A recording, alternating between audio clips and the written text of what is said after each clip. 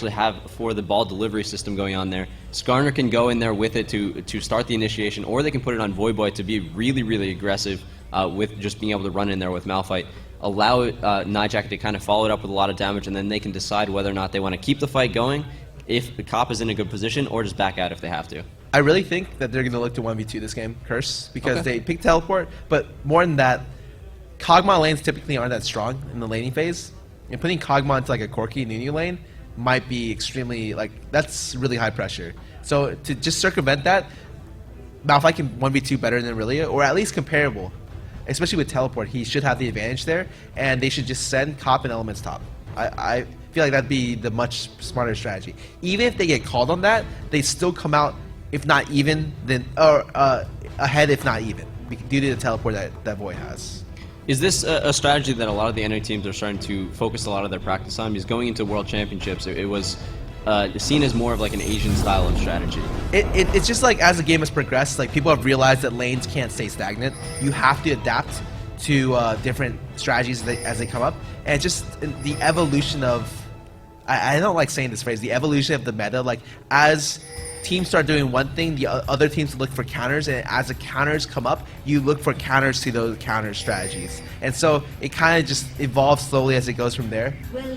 Yeah, evolves slowly sometimes, evolves quickly other times. That's why we love League of Legends. That's why it's continually engaging for almost 100 million people worldwide. This is the most popular video game ever, and it's just continuing to gain steam. Going into this, though, we are at the Lone Star Clash 2. This is game number 2 of CLG.eu going up against Curse. A lot of exciting action happening in game number 1. CLG.eu was able to take an early lead. They're looking to have that happen once again. A lot of movement in this bottom lane. If they can catch Cop early on, that will set the pace for everything. I don't think, even if they bind Cop, Cop should be able to react fast enough. Yep, there's the flash. He gets the, but they force a flash and the cleanse. That's going to suck in the middle, or in the lane for the beginning of this game. He's going to be a prime target for Snoopy to go after once they're able to steal this red buff out from the enemy jungle. And a lot of aggression coming here from Nyjack, able to put on a little bit of poke. They have that vision ward there to be able to know what's going on. A little bit of a BM coming from Cop, but good-natured BM at least. Minions have spawned. As the minions are spawning, CLG.eu is going to back out a little bit. They don't want to get into an earlier engagement as Wicked headed back. He's going to be able to grab an extra potion if he likes to before going to lane. Give him a little bit of an edge over Voyboy. But it looks like... Oh, a pause is going to be coming out here momentarily. Just going to be checking to make sure that the buttons for each of the players is exactly what they want it to be. I don't know how it would have changed between last game and this game, but just making sure that everything works out. We don't want any of these players to not have their peak potential, because we want to see the best games possible out of these guys. Yeah, like they pause and they're like, oh, Saint's buttons aren't working. And Cop is just like, let's restart, let's remake, guys. Yeah, he wants the summoner spells back up. But we actually have a really interesting play from CLG.eu. We have one Morgana just helping Snoopy on Wraith, or Wolves in blue, and then we have the CLG.eu's bottom lane taking Wraith camp. So giving them the edge in the lane to not fall behind due to the double golems bottom. But we also see that Curse has vision over what CLG.eu is doing in the Wraith camp. Do you think that's a position where Curse is able to then go and close in on that spot and try to take out an early victory? Had they positioned themselves, they could have looked to loop, but right now, as it is, it's too late. So they're just going to have to give up a free Wraith camp. Saint's going to be behind, and bottom lane's going to be behind as well. Or if not behind, at least even.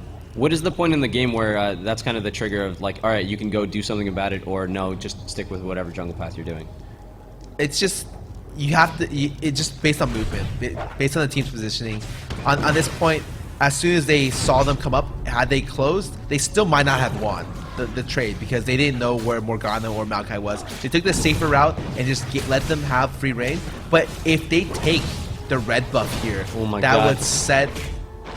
that would be horrible for the bottom lane. And this is where that Nunu support really comes into play. He is able to consume the minion, doing a ton of damage, allowing Yellow Pete to get the red buff at level 1. This is going to be a huge experience lead, but also that buff is going to give him a little bit of extra damage, make it a little bit harder for Curse's bottom lane to get away from anything. Cop is already down 2 summoner spells. He's going into lane at a deficit, was able to pick up the little golems, but that's only a little bit of experience compared to the wraiths being stolen and the red buff being stolen out of the jungle. That's funny enough, like that Nunu didn't even skill consume, and they were still able to kill it just with Blood Boil level 1. Because Blood Boil gives you and the player you give it to a lot of attack speed.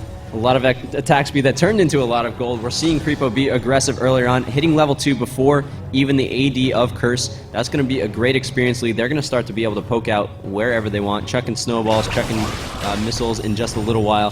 Very exciting in that bottom lane. But if we take a look at some of the other lanes, the top lane, Voyboy is doing okay so far, being able to trade decently well with Wicked, keeping the CS actually not that close, unfortunately. Wicked doing a good job of keeping the attention of Voyboy on himself, not necessarily on the minion set, but that's also allowing Voyboy to let this minion wave push up into a safe zone.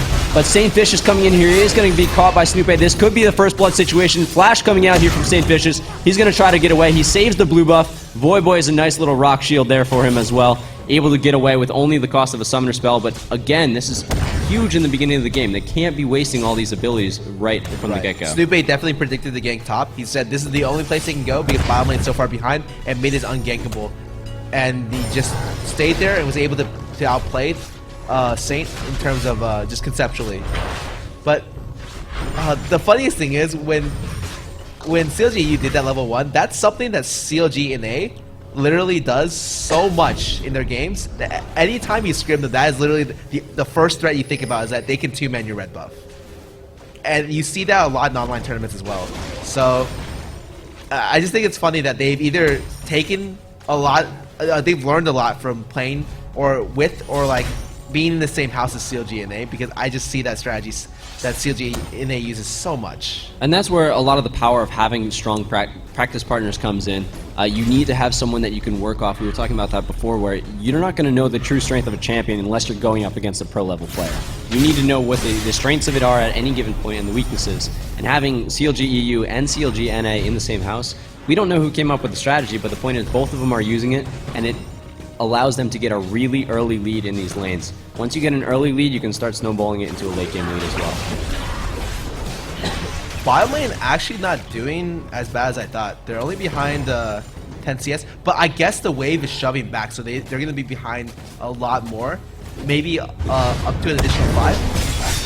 Yeah, they might be down in a little bit, but we have another engagement going in this top lane. The first engagement didn't turn into any kills, but now St. Vicious has come back. He's got a pendant available to him. He's going to have a little bit more health regeneration. They're able to push Snoopy out of lane. Neither Snoopy nor Wicked has headed back to spawn yet. Wicked's looking to want to do that, but he needs to clear this wave before he does. He does not want to lose that experience. He does not want to lose that money, but under turret, it makes it a little bit more difficult to make sure you can get all of those last hits. 34 CS to 34 Malphite. Malphite able to pick up that Cage's lucky pick. Going to get some little passive gold regeneration, but also a little bit of extra AP. If he can get up to a Deathfire Grasp, potentially in the mid game, he's going to be a pretty good assassin champion, assuming that St. Vicious is able to take the tank role for that point of the game. I'm surprised he went that over like a Philo. Like, I feel like the extra health regen and mana regen would help him lane better, but maybe he just didn't have a good gold value for it and decided to buy that in the ward rather than that in the health pot, because he needs a ward for top lane. Yeah, absolutely. There's a lot of focus on this top lane, like you were talking about before. The bottom lane for Curse is doing a decent job of keeping the minions up near their turret. Down in 10 CS, like you were talking about, lead is going a little bit further in favor of CLG.eu, but not in a game-breaking sense. They're doing a decent job of holding it where it is, and if they can keep that going for a long period of time, the rest of the lanes will hopefully be able to balance themselves out. Right. I just, that Cage sounds like it, looks like it could be problematic, because he could have either had extra health there or better lane sustain, and he chose the option that of the cheapest gold per 10, and I just have to think that has to be due to gold value. Due to gold value, but that is going to give him a little bit of an aggression potential here. Voyboy, he is not able to push back on Wicked quite as much. Wicked had not recalled at all. Now he's able to do so. He's going to pick up a recurve bow, get a lot of extra attack speed for Aurelia, so she can scale with her innates just that much more. A little bit unfortunate for Voyboy. He had a window of opportunity, was not able to push it because of the minion wave that he had to deal with first. Right, mid lane looking kind of even. Like, Froggen's ahead in CS by 14, so I have to think that he's playing the matchup obviously really well, but I don't know if Orianna's down because Jackie's been playing worse, or Orianna's down because Morg has easier wave clear. So it seems pretty even, though. It can go either way. Like, impacting the game is not too different in terms of CS. And a lot of that comes into play because of Froggen's ability to know exactly when he can leave the lane to grab Race from his side of the map. We've seen him grab it over and over and over again, allowing Snoopy a little bit more time to focus on this top lane. He doesn't need to rotate down to keep his jungle because his overall team is making sure they keep that gold in their pocket. Right. And Corki goes back, buys a Phage, so this is something very standard. And he buys actually 2 wards. A lot of times you don't see AD carries buy wards, but it's actually very, very helpful, especially if your support communicates to you that he needs the gold to be able to buy gold for 10 or another more valuable item. We see that a lot out of CLG.eu, but we also see a lot of aggression. Wicked going in onto Voyboy, going to force him to drop a couple more potions there. Backing away from lane, a little bit more of an advantage going in favor of Wicked. His Aurelia is unstoppable so far, doing an amazing job with that. But going back to what you were talking about a little bit with that mid lane, just so much going on with Froggen, able to keep the Wraiths in his advantage, taking that CS lead to almost 15 now, a little bit more. That's going to be what he's looking to have happen. He's got 2 Doran's rings at the moment. He's got the blue buff. He's going to be able to do a decent amount of damage, but he's got to get into a position where he can use it. Even going for these wolves at the moment because Orianna's not able to push up at all. Yeah, I can't help but think the better Malphite build this time with either to go the double gold pretend route, the 2 sustained gold pretend, or the Hog and the Philo, sorry, or to just rush Frozen. I feel like a Frozen rush would have been really effective against this team, having both Wicked and Yellow Pete be 80 damage, and Frozen Heart really shuts down a large part of the steroid that Nunu brings. Going back to what you were talking about before with the wards, a lot of people assume that the support's role is to buy those wards, but watching CLG.eu and NA play, Chowster and Creepo always say, okay, this is exactly how much gold I have. I can go buy a ward or I can buy another item that I need. Let me talk with my AD, figure out how we can make this best for the overall team. But Saint Vicious now has an Oracles. He is moving up within the bottom lane, taking a little bit of vision from the enemy so that he's able to move up a little bit further. But as he does that, Creepo and Yellow Pete are aware of what's going on. They back out very intelligently, able to freeze the lane where they want it to be. That's a really smart play by Skarner. He comes down. Not only does that give more pressure bottom lane, it also relieves pressure and lets Cop freely CS to allow the wave to reset bottom, which is what they wanted in the first place. So he gets 2 wards bottom lane, relieves pressure, and applies pressure by them having to pretend that he's still there. Yeah, beautiful play there from Curse. It's those little things that a lot of people don't notice. That's why it's great having a pro like Scar here helping us out. Thank you, Scar, for spending your time to give us a little bit more insight into this game. You only really can have that much information about it if you play at the pro level like these guys and play with all of these players day in and day out. Thank you once again. Looking into this top lane, though, Wicked just continuing to do an amazing job here. Not a whole lot of action happening. No one has had first blood yet. 10.5 minutes into the game, almost a 1,500 gold lead for CLG.eu, and that's entirely from the farm they're getting in their lanes. Ooh, Skarner looks to rotate back. He's looking to make a play bottom, which is a smart idea because their bottom lane is losing by 30 CS, and he needs to do something bottom, or else Yellow Pete is just going to take over the game. Yeah, Yellow Pete looking to make that happen. And they're looking for Cop to be their late game carry. And if he can't get farm in this game, then they're not going to be any effective at all. Walking into the mid, into the late game. Yeah, a good sight there from Elements there. He's able to put on a lot of damage to Yellow Pete, forcing him to actually have to flash away from there. They're going to be able to escape, but Creepo is not going to be. He's actually going to be left for Malphite. We saw Voyboy teleporting down in. That's going to be first blood going to Curse. They're putting themselves on the board, giving themselves a 100 gold lead. We're going to take a replay or take a look at the replay to see how that went down. That was actually a really good flash by Malphite, though. Or not Malphite, by Crepo. He dodged the Malphite ult, which we're about to see. Yellow Pete was looking to recall, so he ate a little bit of damage from Elements' Zyra, but that was not with awareness of what else was going to be happening. Skarner coming in and the teleport coming down. Creepo getting caught a little bit off guard. It wasn't the target that Curse was looking for, but still a very good opportunity for them. Yeah, no, Curse misses the kill on Yellow Pete, but he relieves pressure and gave a kill to Kog'Maw, so Kog'Maw can actually compete in that lane, as well as forcing the flash off Creepo and Yellow Pete. So they're looking pretty good bottom lane now. Like they don't have to worry too much about it. However, they blew a lot for that. They blew the teleport, they blew flashes on Skarner, they blew two ultis, and CLG.eu knows for the next couple minutes they're safe. Like they can just put pressure on lanes. Wicked is looking to put a lot of pressure on Void right now. Void decided to go Sork Shoes. I really feel like he should not look to kill that lane because he doesn't have Ignite. There's really no way Void can kill that lane without Ignite. And really, he should not have even planned to look to kill that lane if he's looking to play a summoner spell like Teleport. But he builds Sork Shoes instead of maybe another Gold Pretend or maybe some armor. And I can't help but think that's a little bit questionable. And this bottom turret is going to be the first turret to go down in the game. CLG.eu taking a little bit of an area lead. It's going to open up the potential to go for this dragon if they want to, or rotate to middle lane. What you're talking about before is that dive that Curse had. It looked like it was great. It got them first blood, a little bit of extra gold. Reset the bottom lane even though Kog'Maw was 30 CS behind. But what you're saying is that all those summoner spells are burnt. They didn't have the defensive capability. CLG knew that, and when you're playing a caliber team like them, they're able to take the advantages when they see those opportunities.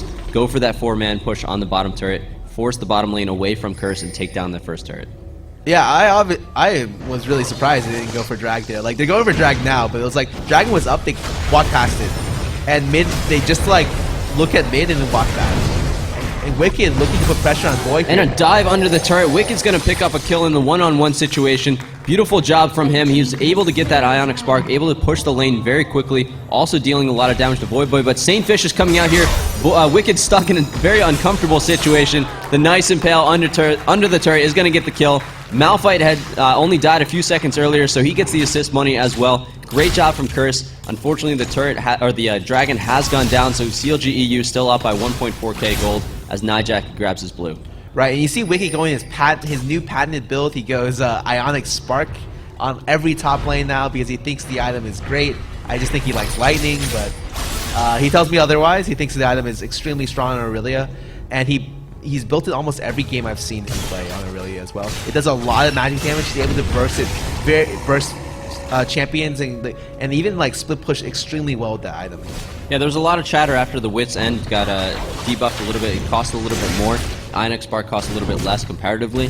The amount of DPS you can get is very situational for the item, but in the playstyle of Wicked, where he's able to push lanes a lot, do a lot of split pushing, that's where its power really comes into play. We're seeing that already in this game, where he just gets that much little bit of extra poke, and it's making the difference. Snoophead going to jump onto Voyboy. They're going to go in for this. Wicked coming down as well. Oh, I thought Voy would be dead, but actually the attack speed debuff caused them to just turn back. Even though they knew Flash was down, they were just like, okay, well, we put damage on top lane and he can't lane against Aurelia anymore, which is fine. They're taking it very slow and steady, and that's the correct way to play, or the safe way to play. Creepo coming up from behind. He is flanking onto Nyjacky, putting him into a very uncomfortable situation, but the shockwave coming down from Orianna, able to keep them under turret a little bit longer. A lot of damage coming out, but it is not going to be enough to keep Nyjacky alive. He is going to fall to Froggen. First kill for Froggen on the board, resetting his blue buff. That's going to give him even more of a lead in that mid lane. Also able to rotate up to the top lane. Saintfishes was holding it because we saw that Voyboy got pushed away, but that's not going to be lasting too long. As Voyboy comes down, he is going to be able to catch Froggen coming back out from spawn. Full health here available, but Maokai's ultimate's going to keep keep Froggen alive a little bit, not long enough, however, and they're going to keep this chase on, not for too long. Going to grab the race instead. I can't help but think Saint reacted slowly there. Had Saint, he was holding top, but had Saint seen Yellow Pete's health, or had they called it earlier, and had he reacted faster, he could have cut off Yellow Pete. And at least, if not forced to flash, forced to kill, because he also had flash. His ulti was coming up within 5 seconds of Yellow Pete being in his jungle. So I can't help but think they could have had something there, and the reaction just wasn't quite as fast. However, Cop and Void came in and cleaned up Froggen there, and was able to make a pretty good play after a very forced dive by CLG. Yeah, the forced dive was in Curse's benefit overall. A very good idea from CLG.eu, but they weren't aware of how quickly Voyboy could get into the situation. He was able to reset things a bit, 1-for-1 on both sides, bringing the gold lead only to about 1,000 for CLG.eu. That's pretty much the gold for that bottom turret that they removed. But as the Dragon's going to be spawning up again in 3 minutes, that's a window of opportunity that Curse really needs to make something happen. We see that they're getting to the point where if they're in good positioning, they're able to take fights off CLG.eu. If they can do that once or twice more, they're going to be in a commanding lead. Right, and here we go. We have Wicked getting the red buff, which means top lane, which already doesn't have many defensive stats as it is going to completely not be able to handle Wicked. Snoopay coming in with very, very low health. Still looking for the gank, though, because he knows that there's no ward here. I have to say this is going to be a dead boy. Dead boy indeed as Snoopy comes in, but can he actually trade the damage a little bit? No, he cannot. Tries to run to the brush, but that will not save a rock against the Wicked. This is going to allow Wicked to continue to push up this bottom lane. He needs to wait for his next minion wave. That extra couple seconds is going to allow St. Vicious to come up. we were talking about before, St. Vicious not able to leave the lane to help the mid fight quite as quickly as he needs to, but doing a great job of babysitting this top lane when he's needed. Right, and look at the CS difference. Wicked is 60 CS ahead of top lane, just because I feel like he knows the matchup, he knows his champion so well. He's just such a strong mechanical Aurelia player. This is why teams don't give him Aurelia, because they feel like his other champions he's not as comfortable with. It's just Aurelia he seems to know just front and back. It's also the style that we see that Wicked and Voyboy are taking in this particular game.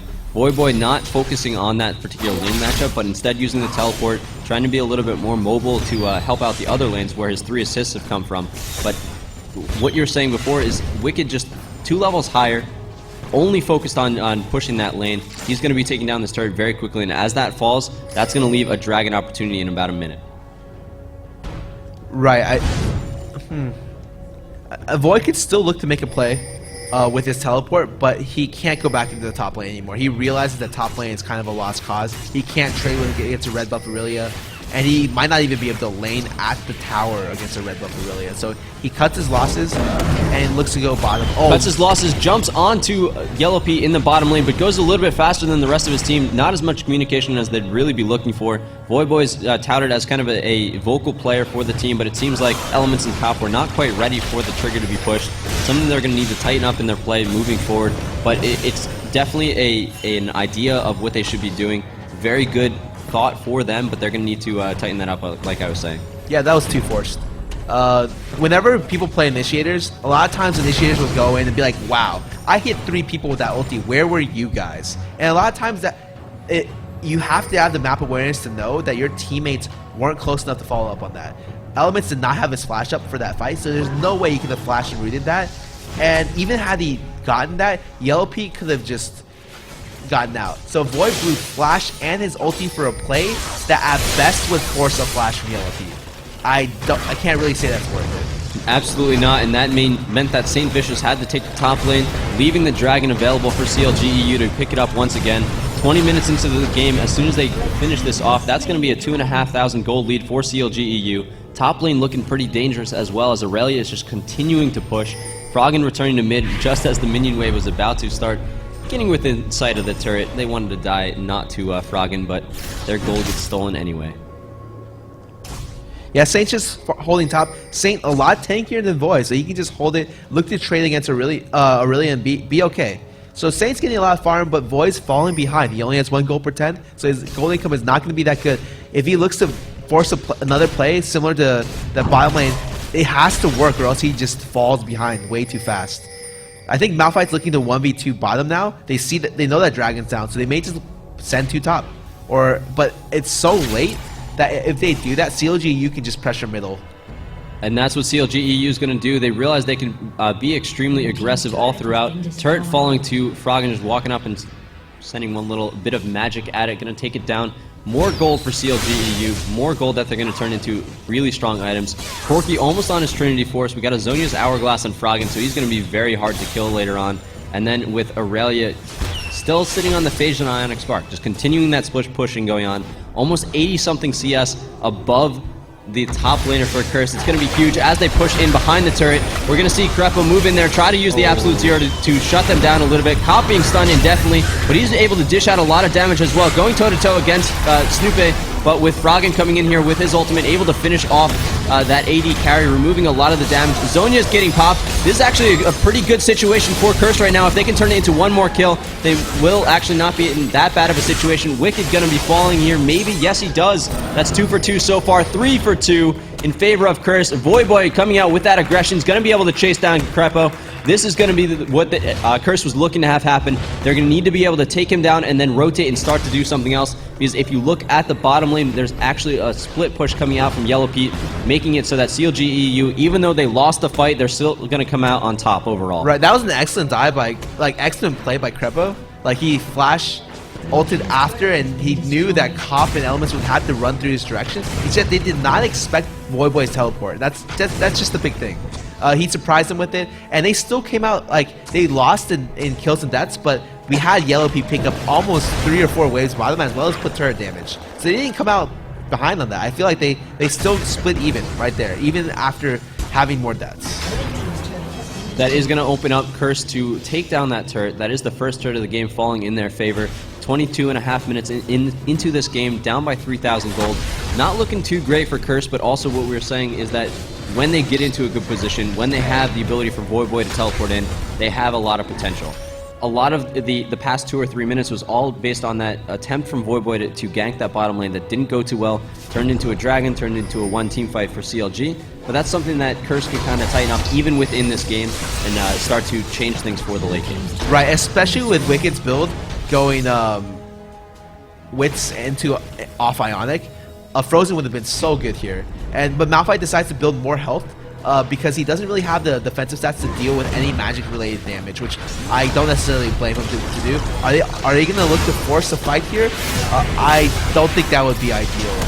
Yeah, not looking to force the fight, but having that poke, just shutting down that right path there as Creepo is running away, dropping a ward so they're able to see exactly the movements of Curse, and that's where Curse is going to be going right now. The blue buff going to be up in a little while. They want to keep control over that, but Cop, taking a page from Yellow Pete's book, he is going to push down the first turret in the bottom lane, give a little bit more gold to Curse, and also give them ground control for when that next dragon comes up in 2 minutes. Right, I don't know. Cog is still like decently farmed. He's 50 CS behind Yellow Pete, but the thing about Kog'Maw is that he scales so well that he only needs 1 or 2 items to be effective. And so he's got 1 item. If he can finish off a Zeal or like a PD, he'll still be doing his job this game. That's absolutely true. And with those 2 kills and 2 assists, he's only 700 gold behind Yellow Pete in that bottom lane. But all that gold that Yellow Pete has is really coming from the global objectives that his team's getting for him. So as far as Cop versus Yellow Pete, they're doing very good, or very even so far in this game, but Yellow Pete just getting a little bit of extra gold. He's going to have a little bit of extra ability from his team to keep him zoned in the right position, so it's really going to come down to which AD carry is going to have better positioning. Right, and Wicked, the bad part about this build is his build is very, very squishy. So I know I talked to Zuna about this build before, and he's like, he doesn't like this build because when you go in with Aurelia, you won't be coming out alive. Even with Flash, you won't be coming out alive. You're gonna go in and commit 100% and most likely die in the initiation. And so, Wicked's build actually really susceptible to damage, and Cop can actually go through Wicked very fast because he has no armor. Yeah, Curse with very good ward coverage right now. They know that they're not going to get flanked at any point. Pushing up that middle lane, bringing it to 3 turrets to 4. Not too bad for them at the moment. Just chunking down a little bit of that gold lead, giving them even more of some, well, the chance to breathe, I guess. Not that much breathing room per se, seeing as that Froggen finished off that Rabadon's death cap the last time that he went back to buy. That's going to be a ton of magic damage coming out from him in these team fights. A little bit of poke coming from Cop, but not really enough to really scare them quite yet. Curse will look to force this. I don't know how effective this will be. And they are going to force this. Saint Vision flashing and ulting in, trying to go onto Yellow Pete. Going to force him out of the fight temporarily. Jackie going to be the first one to fall, however. This is not looking too good for Curse. A lot of damage on both sides, but Saint Fish is being the second. This is going to be a rout for them as well. Whenever a team is running away, that's when you start taking losses without dishing out any damage. A little bit of kiting coming from Cop, but if he's not careful, he's going to get caught. Maokai doing the W, jumping in there. He does get caught. He does get taken out. The Icathian Surprise going to chase a little bit. Not going to be able to do enough damage to pick off the Creepo, though. That's very, very good for CLG.eu. 3 for 0. They're able to go for Baron right now. I'm glad the camera wasn't on me during that fight because I literally palmed my face. Jackie missed his ulti because Saint went out of range, and so Jackie ended up ulting himself because the range on his move protect is shorter than people expect. And so as Saint flashed, the ball deleashed, and Jackie ended up just ulting nothing. And that's the only reason they lost that team fight. Yeah, it was looking like it was a good situation. Element's going to try to come and do something about this, but no, he gets taken out. Just a free donation to the enemy team. Voyboy with full health, trying to get in there, just barely dodging the Dark Binding, and he's going to get away. But not before CLG.eu grabs that Baron buff, takes it back for dinner. They're going to go spend some of their money on some hard-earned items. Right, it's just one misplay like that, and that causes people to lose team fights 0 for 5. And it looks like they're going to go and replay that team fight for us. So Saint flashed in, and the ball deleased on the flash. They would have been able to kill off Yellow Pete, and I would have at least think they would have split, if not 3 for 2, maybe at worst they would have been able to get like 2 for 4. And that would have been able to stop any kind of Baron. So they still would have been in the game, had that ulti went off, but now that ulti wasn't able to go through, it's really hard for me to see Curse having a shot in this game. Yeah, a little bit of miscommunication going on there from the Curse team. They had a lot of initial damage that if the ball had gotten where it needed to be, that could have been an assassination attempt, which would have flipped things around. But League of Legends is all about playing your champions to perfection. If you miss even one move like that, that is a crucial thing to have happen at this stage in the game. 28 minutes in, CLG.eu just grabbed another dragon here for them, up by 6,000 gold, and they're going to start to push down the first inhibitor turret. Wow, boy, forced to use his ulti off of Froggenbind. If he had that hit, he would have died 100%. So, unfortunately, Curse won't have Boy's ulti as an initiation for this fight, and they really can't do anything for the next 40 seconds or so. The one advantage they have is that mid lane is staying relatively even as far as the minions are concerned, pushing up to the middle river, and the bottom lane is pushing all the way up to CLG.eu's turret. They have a little bit of breathing room here, but they need to defend this. A lot of siege potential coming out from CLG.eu, but Curse also has a little bit counter poke as well with Cop and Nijaki. Right, they just have to stall it out until Boy gets his ulti back. And really, ideally, like, Curse just has to wait for Saint's flash as well, because Yellow P still doesn't have QSS. There's still a possibility if they can look to give, like, Froggen or Yellow P, they can still win a team fight, or Wicked, even Wicked. Wicked's so squishy.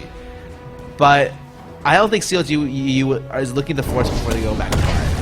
Yeah, Wicked just finishing off his Trinity Force, so keeping in vein with that squishiness, but he's going to be dishing out a ridiculous amount of damage as well.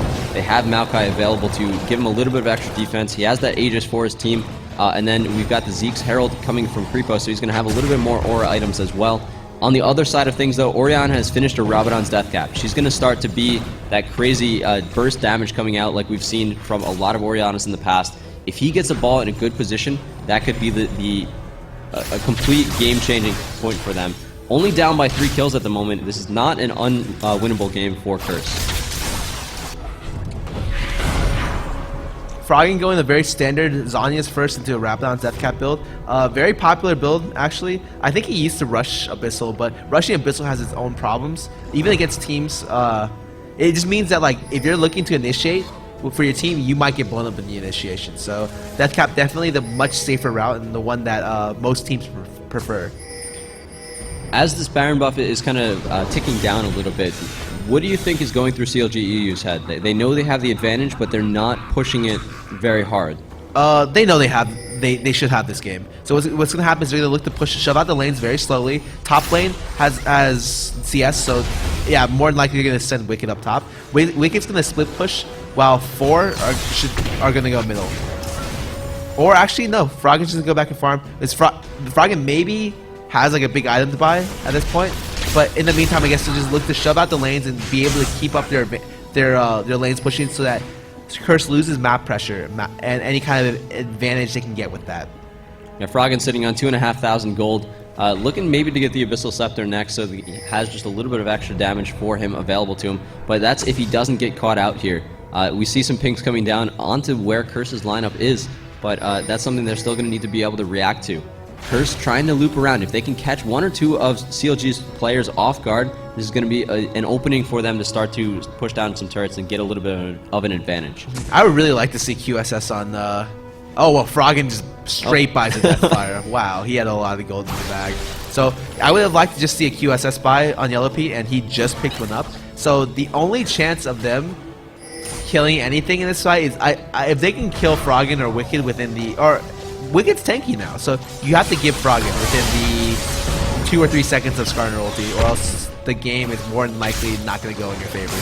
Yeah, Wicked's going for that Guardian's Angel. If he can finish that off, he will be able to get to the back line, do a ton of damage, stay alive for a little while, then allow the Guardian's Angel to pop as the rest of his team catches up and eliminates everyone from Curse. So this is really the window of opportunity for Curse to make something happen. They need to get a couple kills here and there, but who are they really going to be focusing on? Like, they have to get Froggen. I really feel like the best initiation possible is going to be off Froggen, but Froggen won't misplay to the point where he can't shield the bind. So maybe they just have to wait for a dive that goes wrong and then force something well under turret. Like pulling in Maokai would maybe not even be such a bad idea. It's just it's very hard for me to see a situation where CLG.eu does not come out on top. And it might be hard for Curse to see that situation as well. They're down. They're not able to even get their own buffs. The ward coverage that CLG.eu has in their enemy jungle is amazing. They're going to know every single move that Curse makes. There's no oracles on Curse, I don't believe, at the moment, so there's not a whole lot of clearing going on unless St. Vicious picked up another one. But with that, they're really just trying to stay alive, and it's very difficult for them to do so, seeing as there's so much pressure coming from every angle. Right. Baron's going to be up again in less than a minute, and if they're not able to win a team fight or get into a position where they have a chance of at least chunking down a little bit of CLG.eu, that Baron will go in EU's favor, and with that will most likely be the game to follow right after. Right, EU's playing a very slow roll game right now. They're just waiting for Baron to come back up. They're going to take Baron, or bait Baron, and they're going to... If they do achieve that, they're just slow push down the mid lane, which has the only second tier turret left on Curse's side.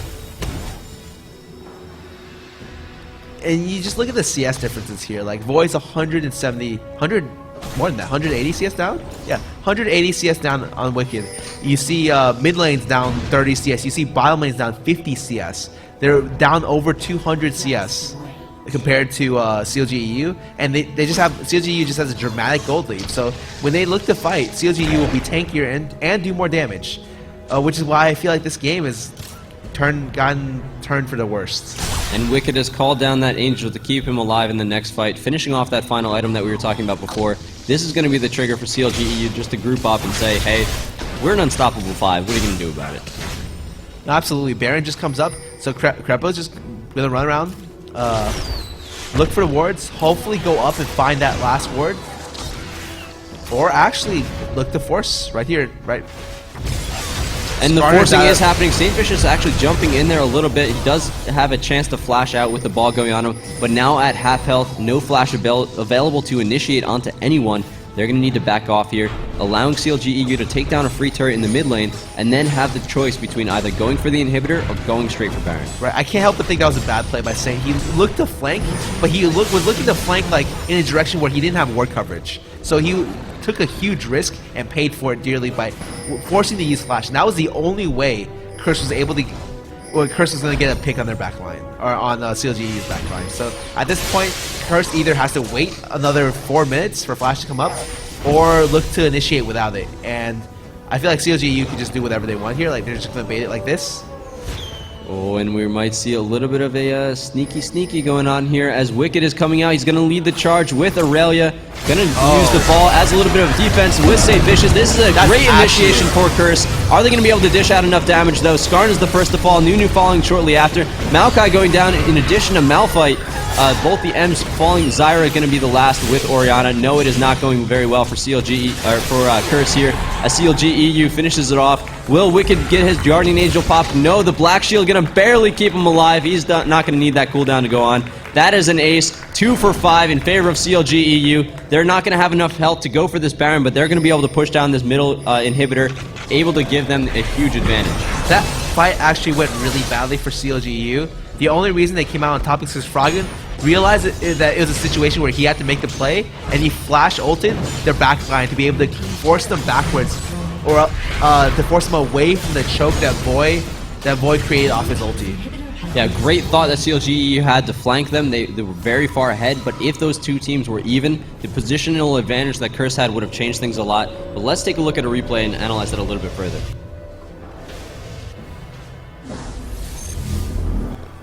So Wicked jumps in on Skarner, and 3 people collapse, but they get an insane Ori ult plus Malphite ult, and it would have been Juan. But look at this ulti from Froggen.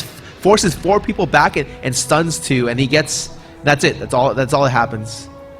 So Curse was in an okay situation, and then CLG.eu just comes out on top with better team play. I think that's the analysis of pretty much all of CLG.eu's game. That's it. Froggen happened. Done. Yeah, no, he's doing extremely well in most of the series I've seen him play this weekend.